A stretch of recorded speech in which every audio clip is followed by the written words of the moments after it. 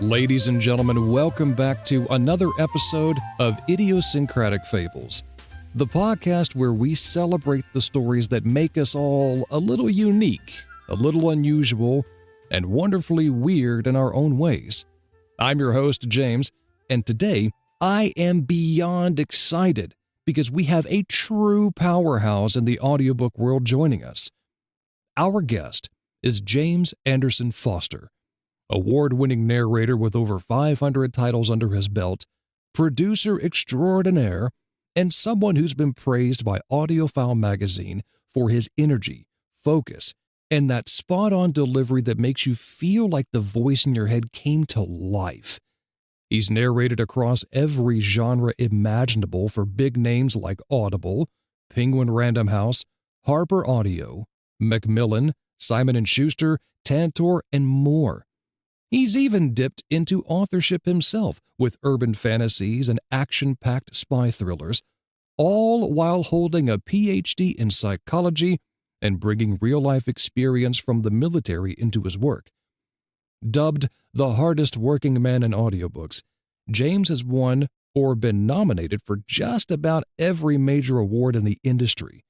But beyond the accolades, what draws me to his story is how he's turned a lifetime of diverse experiences, psychology, combat, performance, into this incredible ability to breathe life into characters and worlds.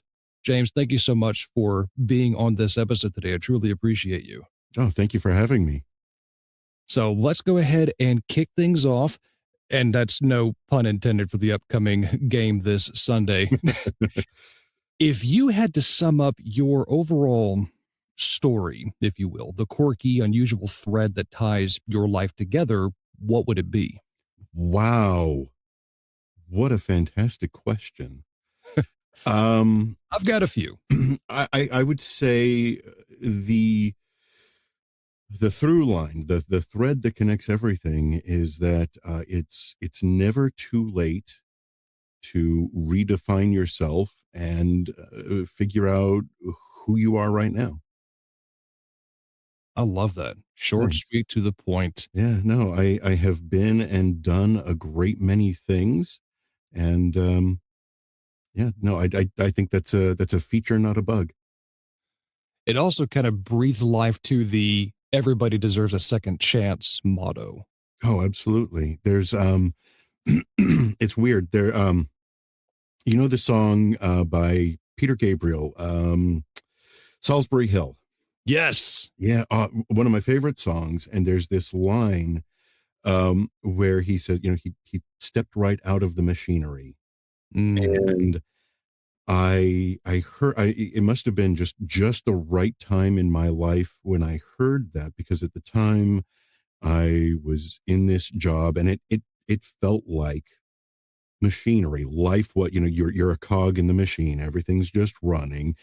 And this idea that you could just sort of, instead of trying to continue to progress forward in this machine, you could take sort of a lateral step out of it, blew my head wide open. And I realized I don't want to be doing this anymore. What do I want to do? And so I went off and did that and became successful at that. And then when I realized, you know, I'd like to try my hand at this over here, it was another step out of that machinery, and went off and did another thing and became successful at that. And that's sort of been the meta ADHD version of my life. Oh, wow. You've got this fascinating combo, a PhD in psychology, military combat experience, a booming narration career, and now authoring your own books in urban fantasy and spy thrillers. How did those worlds collide for you?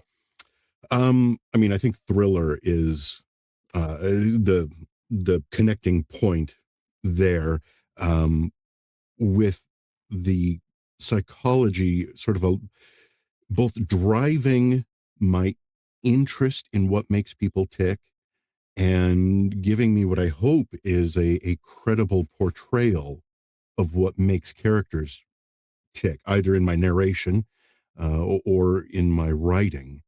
I think it's when you look at the story of my life, it's no surprise that I'm drawn to thrillers, and yeah, but while genres like that are very plot driven, what makes them really cool for me is the fact that there's still people in them. For the good ones, they're authentic people. Right. And for narrating them, it's finding that authentic person to embody somebody else's story, and then in writing my own, it's in fleshing out and creating this authentic person who is still believable as a person, even while the craziest things are happening all around them. Was there a single moment or aha moment that shifted you from analyzing minds to voicing them and then likewise writing them? Oh my God, yeah, actually, there was.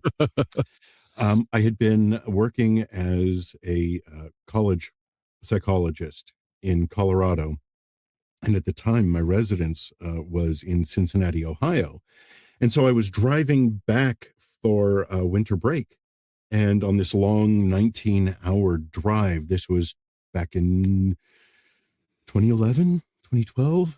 Okay. I would listen to audiobooks going back and forth. And it was on this particular drive that I realized I was listening to Luke Daniels, the Iron Druid series. Ooh. Um, yeah, fantastic. But I realized this is a job.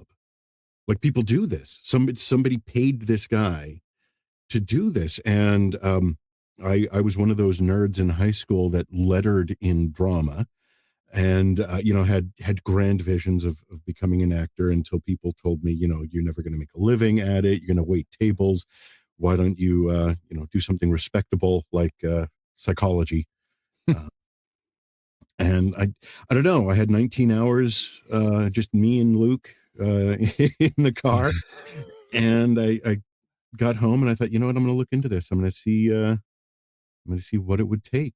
And that winter break, I actually auditioned for on ACX, auditioned for my first book, got it, recorded it, liked it, and never stopped.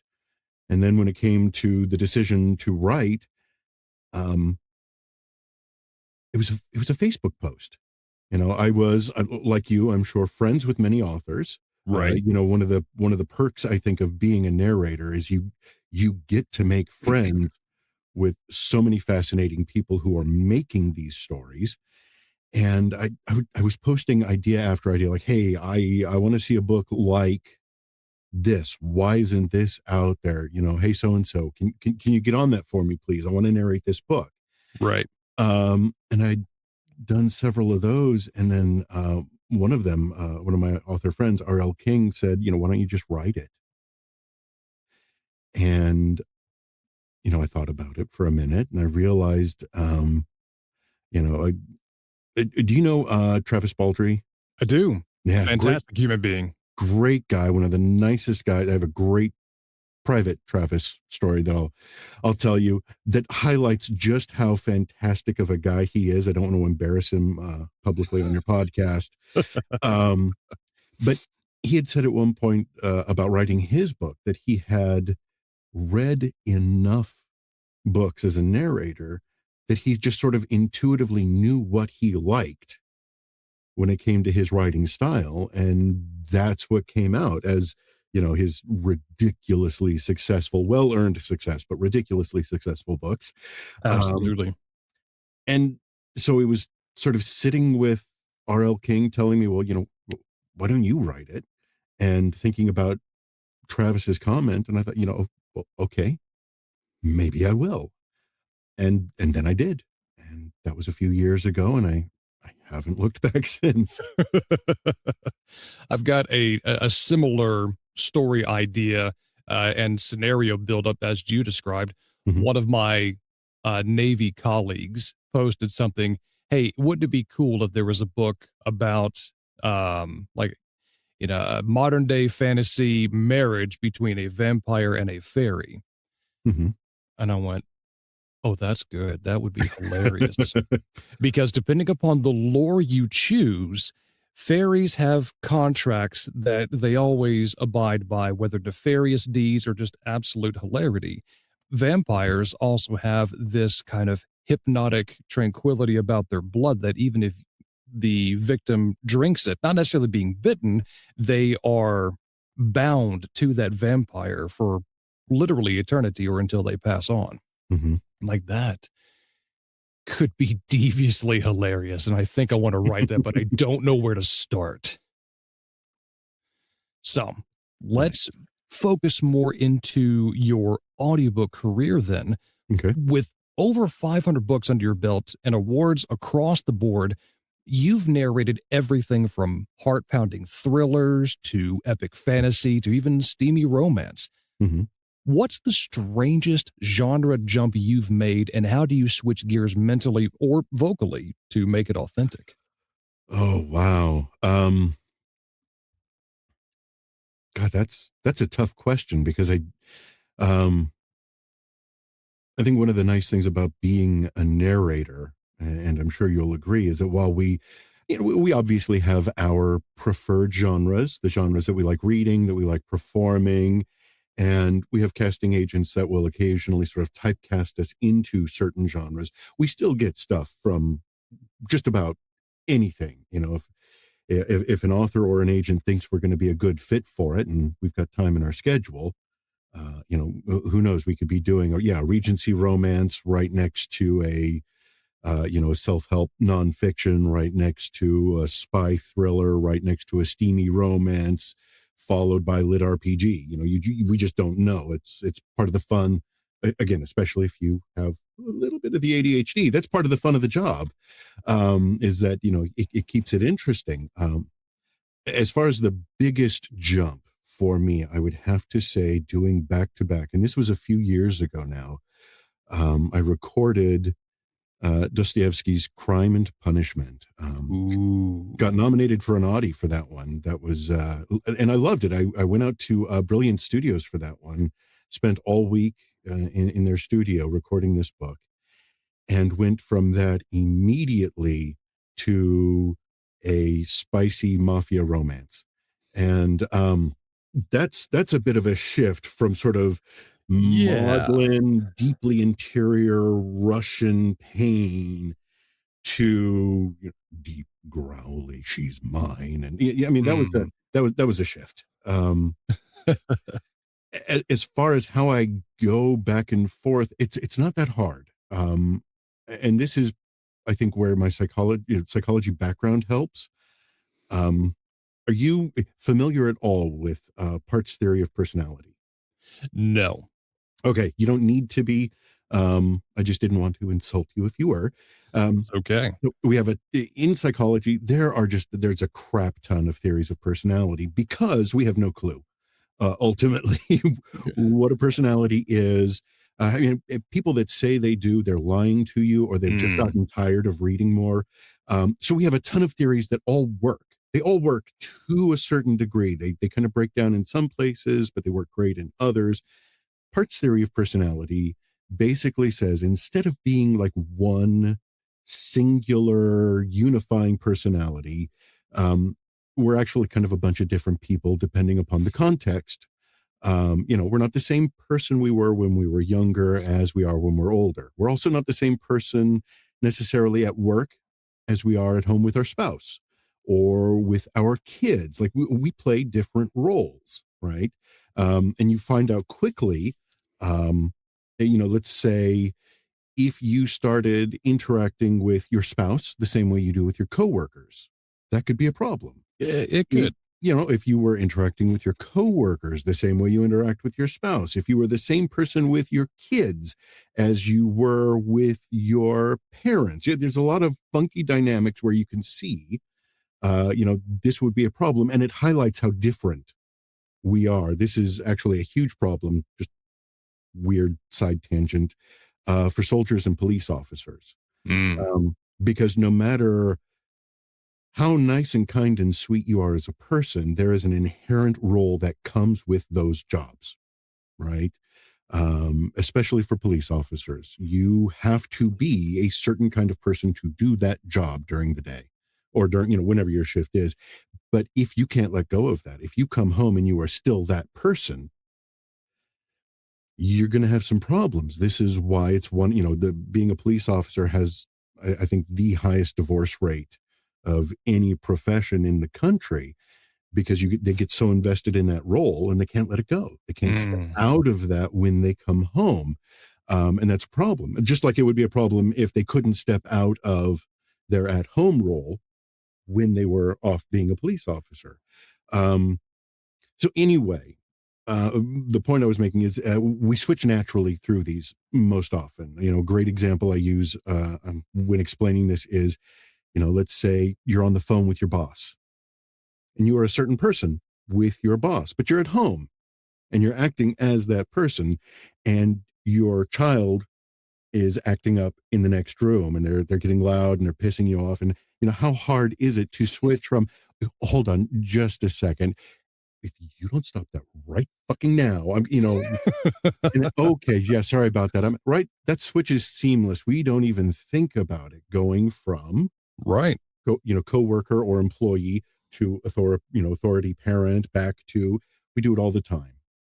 And as actors, as audiobook narrators, especially because we have to be everybody in the book, when it becomes difficult, I think, to switch between either one genre to another, between books, or one character and another within a book, it's because we're getting in our own way.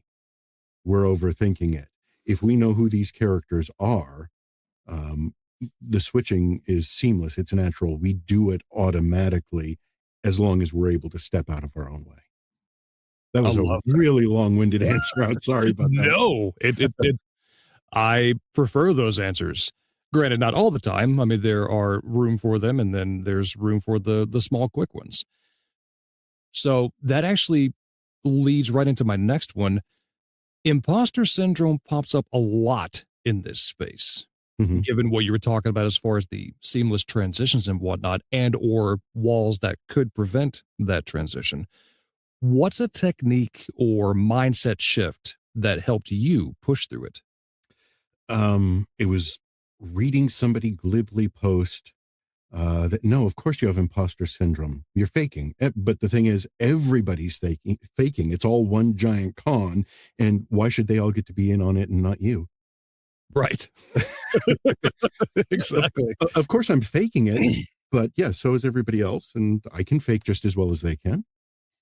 Yeah, absolutely. So, yeah, no, anytime I feel like an imposter, which is often in the author world, as I'm, sort of finding my way, no, I just remind myself that, no, I can fake it just as good as they can.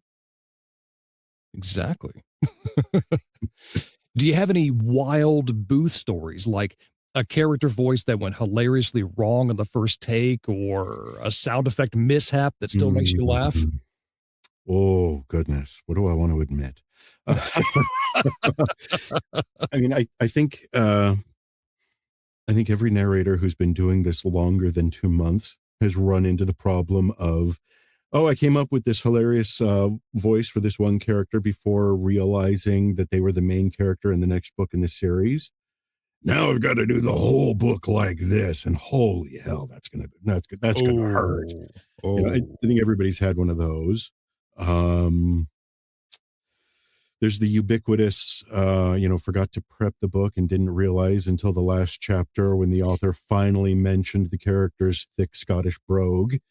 I think, though, this is a good one, and I'm far enough away from this now that I can admit it publicly. One of the very first books I did, and this was, almost 15 years ago now. So it was an indie book, and I'm not going to name names, but I got so mad with the author. And this is one of my first books, so I'm green. I'm green as green can be to the whole process. I'm editing my own stuff at this point, proofing my own stuff. I'm not using, I'm doing the clicker method to mark where my mistakes are, and I lose my shit at this author. and I start swearing at them just for the dumb shit that the character is doing. Oh yeah. And yeah, I go off. I'm like, oh my God, Jesus. Yeah, I don't know how blue your podcast is allowed to be here, so I won't repeat it. But then I go on, I finish the book, and missed it in editing. And then it got missed when the author listened back, or maybe they didn't, and they just trusted me, and it made it into the audiobook. Oh. And it wasn't until the third, not the first, not the second, the third review of the book that came in and said, yeah, overall, the story's not bad. The narrator was fine. But what I really enjoyed was the near operatic swearing meltdown the narrator has and left in chapter. Oh my God. And it's a whole, like, you can't just go in, re-record and upload. No, you have to, because I reached out to ACX and I was like, hey, I've got a new file I've got to upload for this. And I'm like, yeah, no, you need to reach out to the author and let them know, and they have to approve. So I basically had to go hat in hand to the author, deeply apologizing, and it hurt. It was humbling. Oh. Yeah. That sounds like a well-baked humble pie if I ever heard one. Yeah, that was a lesson learned the very, very hard way. Oof. Never again. Never have I spoke ill of an author, even in private since. Yeah, I don't think I've ever spoken ill of an author publicly.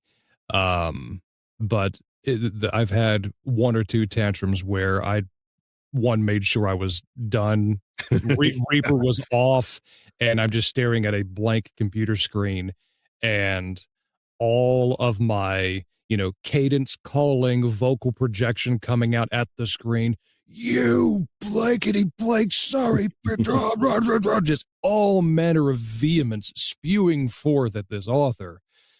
Oh gosh. Yeah. I think one of my biggest regrets is my first book I ever narrated, because I auditioned for it. It was a sci-fi piece. I'm a big sci-fi nerd. I went, yes, please, thank you. I would love to narrate for you. First book out the gate, royalty share, not a clue what I'm doing. Using a Blue Yeti USB microphone in my closet full of clothes. And that book took me 4 months, start to finish. Wow. Recording and editing. And, James, I went through line by line in post-production listening for errors because I didn't know what the snap method was, or the click method was, or what we affectionately use, the punch and roll technique. Didn't know any of that. And I had this weird false sense that I need to do every paragraph in one breath. Okay. I don't know where I got that line of thinking. I am so thankful I'm well past that, but holy buckets. If I could go back and do that book again, I would. Yeah. Oh my gosh. I think one of the funniest reviews I read was from that book. It said that the narrator sounded like a bunch of frat boys after 12 kegs. 5 stars. Yeah. Yeah. I'll take it. We all start somewhere. Right. Oh. So with your writing career, you're building out urban fantasy worlds like in Dark Summoning and gritty spy thrillers. How does narrating hundreds of other people's stories influence the way you write your own? Like, do you hear your characters in specific voices while drafting? I do. But that's an always thing. When I read, I hear the voice when I read. Same thing when I write. I think for me,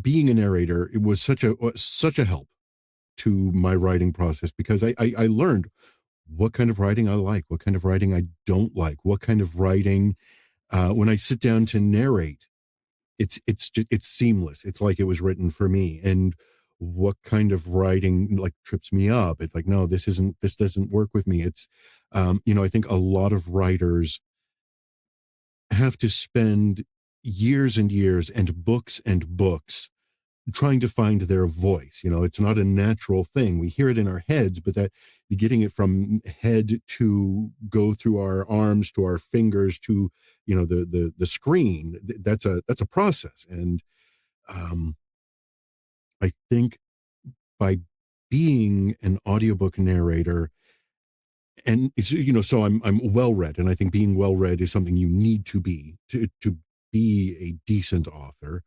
Um, but I'm well read across so many genres and in a situation where I have to read every word. There's no skimming. There's no, let me just jump ahead. I'm not a fan of, this subplot. I'm just going to go to the next chat. No, I'm reading every single word. And so every new book I narrate is like yet another, masterclass in writing, even if it's a masterclass in what my voice is not. And reading things that oh God, I love how they did this. I would have done this differently, or what. Having gone through so many other people's books, I think that really helped. There's a process called maybe mirroring. I don't know.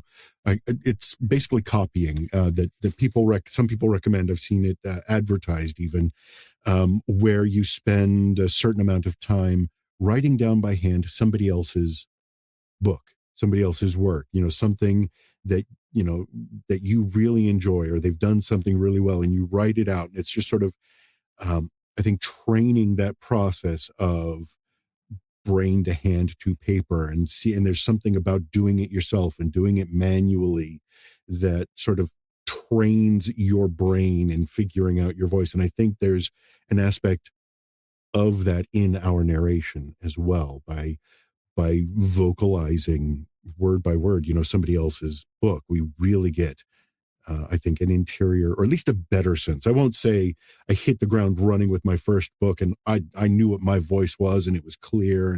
No, my first book reads very much like somebody's first book. um, but yeah, no, it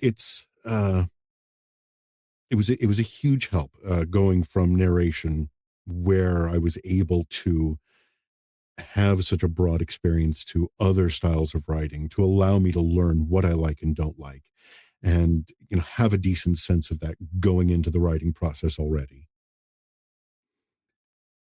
Yeah. Did that make sense at all, or was that just this one? No, it made perfect sense. It made no sense. It actually allowed me to reflect on my first book. I had started writing it back in 2011 during my last duty station with the Army in Fort Bliss in El Paso, Texas. And I was like, ooh, this is going to be so funny. I can't wait to put this into a book. And it was two different perspectives as far as different main characters. And then the primary main character is actually born at the end of the book. So therefore, my first main character's perspective was from sperm, what it would be like. Kind of like a different take on, Woody Allen's, oh gosh, what was that cartoon he did? I don't know. It's right there. It's like a fuzzy detail, but anywho, and he was, born at the very end of the book, and I sought out to, do my own publishing and own cover art. Got picked up by a very odd publishing company out of the UK who promised me the moon and stars and didn't uphold any of those promises.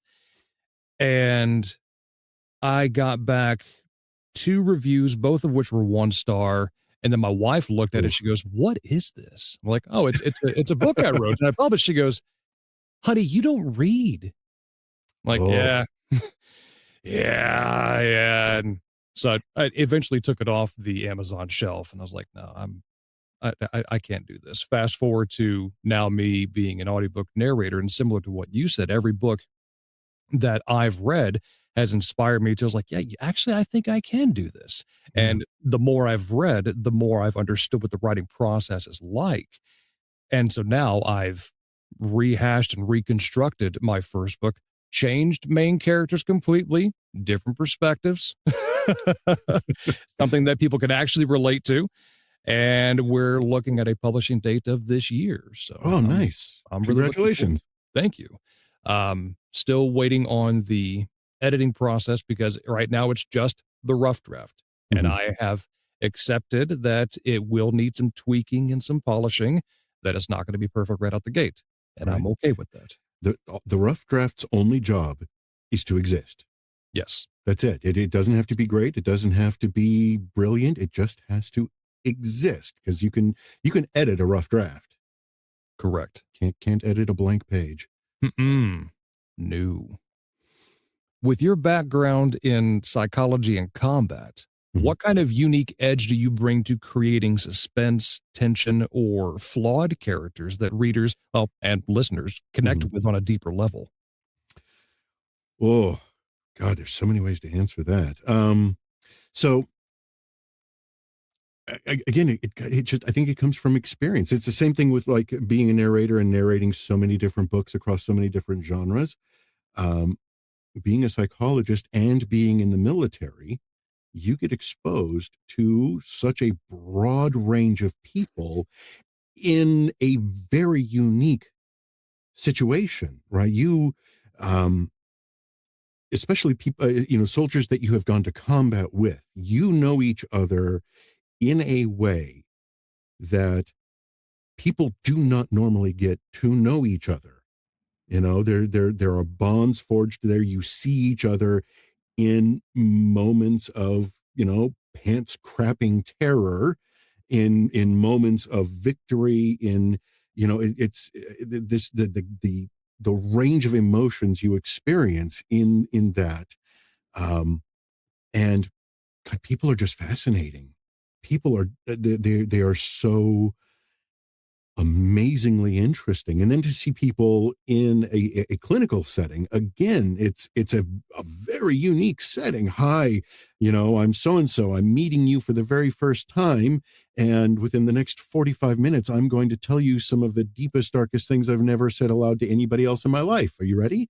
I This is, um you get such a unique perspective on people that you don't normally get. I've worked with people in a corporate setting for 10 years and never known them the way I Mm, have known, a soldier that I spent a month with, or, a client that I've seen 2 times. Um, and I think being able to have those kind of experiences with people, and recall that and bring that back up when I'm creating characters in these crazy situations, um, has been, at least for me, has been a really big help. I would like to think, I'm desperately hoping that none of my characters, even if they have just shown up on a page and said a single sentence, none of them is flat, none of them is cardboard, none of them is like, oh yeah, that's, we're gonna just name this character plot device, because he's come in forward this along. I want people to think, to feel like, to think that, no, that's somebody. They have wants, they have needs, they have desires. They may not know what they are, but you get that sense, that there's more behind the page. There's more behind their eyes. There's more behind their words. Does that make sense? it does. Oh, good. Um, yeah. What was the question? It was regarding your background in psychology and Yeah. combat, and with your unique edge that you bring to creating the characters. And I think part of, there's, I love thrillers. I love thrillers in the thriller subgenre of any broader genre. I'm there. Love it to death. Romance thrillers, yes, absolutely. Military thriller, yes. Sci-fi thriller, fantasy thriller. If there's thriller on it, I'm there. I love the the ratcheting, the increasing of intensity over time, the ratcheting up of that tension, everything's building. And then, what are these people going to do with that? What there are three things that could happen right here, or three choices this character can make. What's the absolute worst one? Okay, we're going to have them do that. And what's that going to do to them? And how are they going to react to that? I love that aspect of thrillers. Maybe that says something about me. I don't know. How bad can we make this for them? I love that.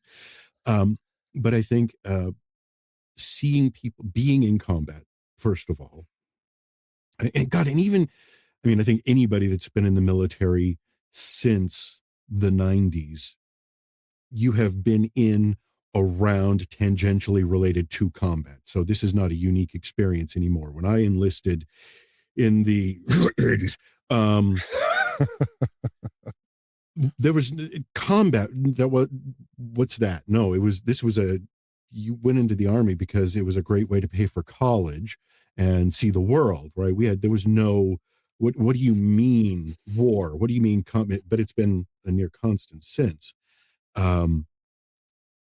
So, you're constantly around that environment. You have to, as a soldier, I don't care what branch of the military you're in, you have to be thinking at any point in time, at this point next week, I could be in combat, supporting somebody in combat, you've got that tension that it's always there. It's baked in 4 years nonstop.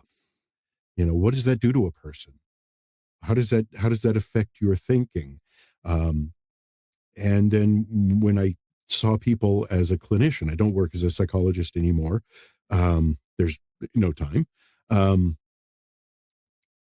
But seeing people even in their daily lives and realizing that, okay, maybe you're not, there's no combat here. There's no, you're not an international spy. This isn't a domestic thriller, but there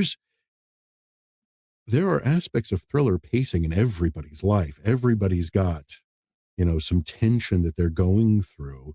It's all relative and contextual. And how do they deal with that? What are the ramifications of choices they make there? And then once trying to take that and putting that with the high stakes combat stuff and, baking it all together into one big I don't know if you can tell, but I like this. I enjoy crafting thrillers. I enjoy the whole aspect of building this sort of thing with these sorts of people and seeing what they're going to do. I love that. Absolutely love that. I would wager to say that everyone is just a little weird in their own wonderful way. Would you agree? Yeah, I think the only thing I could disagree with there is the use of the word little. Fair enough. No, we're all some seriously weird.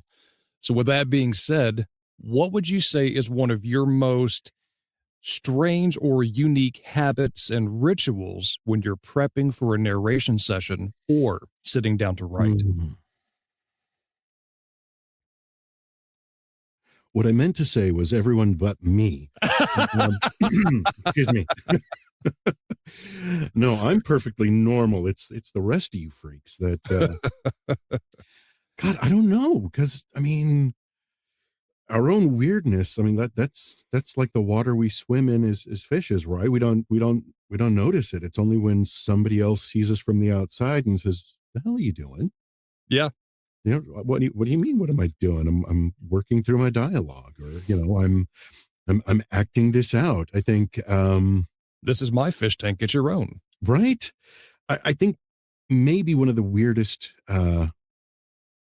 ritual type things I have, and this is with writing, is if I have an action scene in a thriller, whether it's urban fantasy or spy thriller, I want it to be realistic. I want it to make sense, but I also have in my head, like I'm a huge John Wick, or if a movie's been directed by John Woo, I'm watching it. I don't care. By the way, I don't know if you or any of your listeners are John Woo fans, but Hard Boiled is being re-released. They've upmastered it. It's 4K re-release. I think Netflix is getting it. Real excited about that. Classic movie if you have not seen it. Hard boiled. Sign me up. Right, but so I've got this sense that I want, this gun fu almost cinematic type action scene, but I also want it to make sense. And so before I start writing those, there's almost always a solid 15 to 20 minutes of me, and I'm sure I'm making faces the whole time as well, but no, I'm up and I'm moving. I'm like, okay, so no, if the elbow is swinging this way, I can't do this. So there's no elbow unless, and I will walk myself through the choreography as best I can, not being a, international spy type person. Although I don't know, I'd like to think maybe that's not so weird. Everybody does that, right? Of course. Yeah. Then there's, the practicing of voices before recording. I think, and I don't do a ton of voices. If people listen to my audiobooks, I think you'll notice I'm on the lower end of the spectrum when it comes to voices. There are some folks that are just full on cartoon. That's what they do. They're doing voices, and I'm more on the other spectrum. I'm trying to do people, not voices, because overall, voices are pretty similar. It's our pacing, how we pronounce things, how we pause, how we emphasize things. These are the things that make people recognizably different. Right. It's our mannerisms. It's our own personal quirks. Yeah. But I still want to differentiate the voice more than that. And especially if there's an accent involved or something, and I'll typically try to find a sentence or two that encapsulates either an accent or a character. And so when I say that, it sort of brings me back. It reminds me who that person is, who that voice is. It's, getting in character. And so there's, as I'm heading down, so our studio booth is on our lower level here. And so as I'm making the commute to work down the flight of stairs, you might hear me mumbling a few sentences here and there, trying to get into the headspace of whoever I'm going to be portraying as I step into the booth that day. That's fantastic. All right. Fun question for you.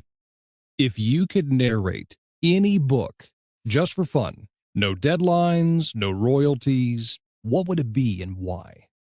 None. I absolutely refuse to read a book without getting paid. What is this just for fun? Fair enough. No, actually, I am reading that book right now. It's Jim Butcher's 12 Months, the latest. Oh, I'm loving it. I'm spreading it out. I'm actually reading it just before bed, and I'm doing a chapter, sometimes two, but I'm trying not to do more than that a night because I want to savor this. Because I don't know if you're a Jim Butcher fan, but he's not on the fast end of releasing the Dresden Files book. I know I'm setting myself, even with getting this done, in a month, I'm going to have another at least 12, 13, 14, 24, I don't know, before Mirror Mirror comes out, the next one. But yeah, no, any Jim Butcher book. I love the way he writes. That's awesome. Would you be willing to give us like a 10 to 30 second taste of where you're at in the book right now? His book? Yeah. Actually, no. I'm in an incredibly actually, that's where I am. I'm in an incredibly spoiler full section of the book. I can say though, for people that have not read it yet, or have not listened to James Marsters' narration, because this goes totally against that. The way there's a new character in this book called Bear, and she is a Valkyrie, and she's very clearly, Jim Butcher has not said this, but I think everybody agrees once they've read the book. She's like an analog of Brunhild, or she is Brunhild, but again, she's Bear. And the way he described her in the book, I automatically heard her voice as Pam from Archer, the animated series Archer. Right. And I can't, and I've listened, I have the audiobook as well. And because I love James Marsters. And I'm listening, and he voices her completely, totally, and I don't care. Like, I superimpose Pam's voice even on his narration.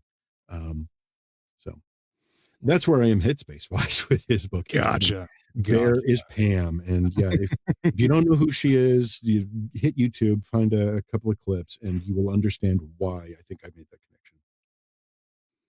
Looking back, what is one personal story or lesson from your journey, maybe a failure turned triumph or a random kindness, that you would want listeners walking away with today? Wow. God, I've never known failure, so this is tough. Uh, shoot. I think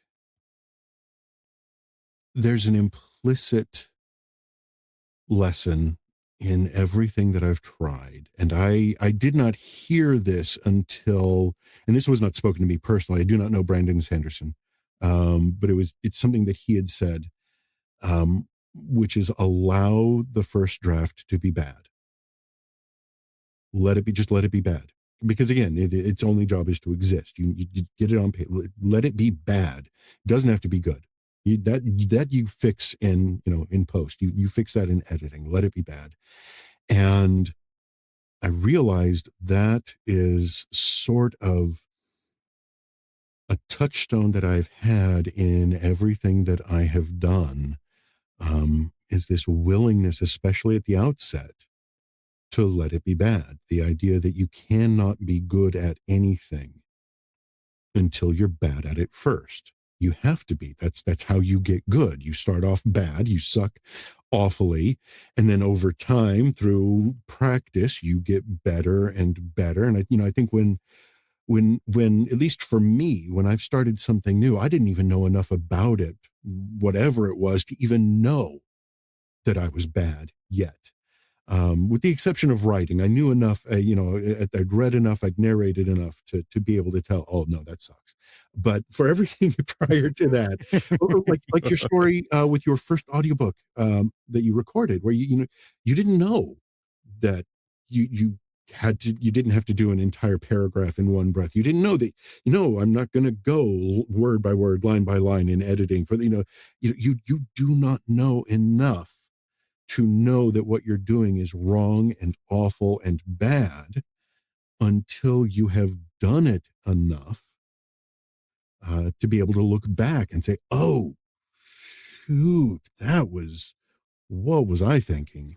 But you've got to get to that point first. And if you aren't willing to let it be bad, to step into whatever it is, knowing, okay, no, this is, with the exception of, certain things, I think, like, airline pilot, surgeon, don't, you can't be bad when you're starting those jobs, so with some common sense here, just whatever you're doing, coming in and allowing yourself to be bad and knowing, nope, I'm going to suck at this, and that's okay. Because that's how I'm going to get better. I think that's what I would love people to walk away from this with. Aside from thinking, wow, he sounds so fascinating, I want to listen to every book he's narrated and read everything he's written. That's ideally what everybody's walking away from this with, is that deep longing to consume anything I produce. But other than that, if people had the sense that, oh yeah, because I have seen people in my life not pursue their dreams, not do things that, one day they might be great at, or maybe even not be great at, but they would still find fulfilling, for fear of failure. I see it in my kids all the time, especially when they were young, where, they want to be this, they want to be a gymnast, they want to play a musical instrument, they want to be an artist, and then they do it.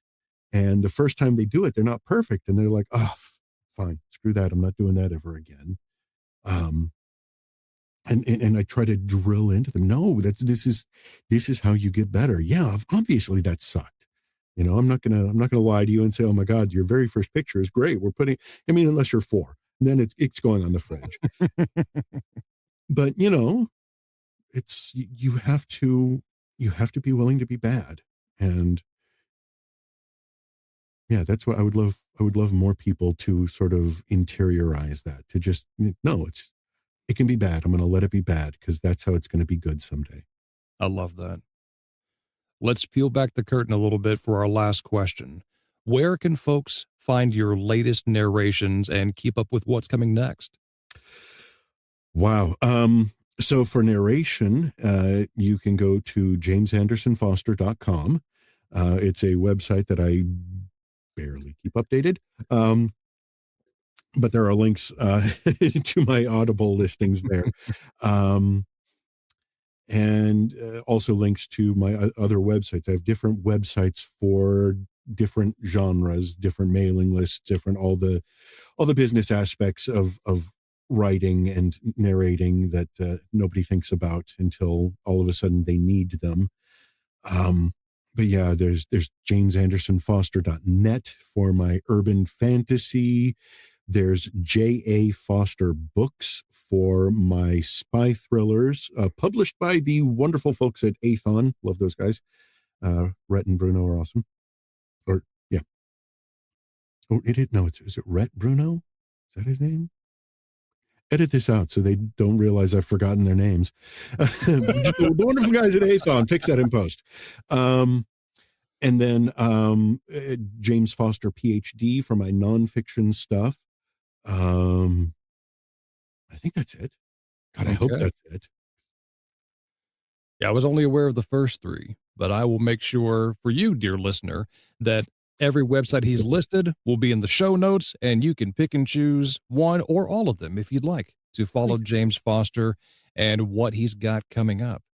James, thank you so much for being a part of the show. It was an absolute honor to chat with you and just to hear a little bit about your process. Thank you. Thank you. This has been a blast. And there you have it, dear listener. That was James Anderson Foster, sharing so generously from his incredible journey, from the psychology insights that shape his characters to the booth stories and craft wisdom that make him one of the most respected voices in audiobooks today. It's exactly the kind of story we love celebrating here on Idiosyncratic Fables. Proof that our quirks, our paths, and even our wild detours are what makes us worth hearing. If you're loving what you heard, make sure to check out James's narrations, search his name on Audible or wherever you get your audiobooks, and keep an eye on his writing at the websites that he listed. I'll make sure I put those in the show notes for you, like I said earlier. And hey, if you want to go even deeper into the audiobook world, to where you can watch live narration sessions, catch behind-the-scenes action, chat craft, share stories, and hang out with a great community of listeners, narrators, and authors, then I invite you to come join me over on my Discord server, Wilderness Fire Productions. It's where the magic happens in real time, and I'd love to see you there. You can grab the invite by going to the Discord link in the show notes. As always, thank you for listening and for being a part of this community where every voice matters. If James Foster's story resonated with you, drop a comment, share the episode, or tag us on social media and let us know what stuck with you. Until next time, keep telling your stories, keep embracing what makes you strange and unusual, and until I talk to you next time, peace be with you.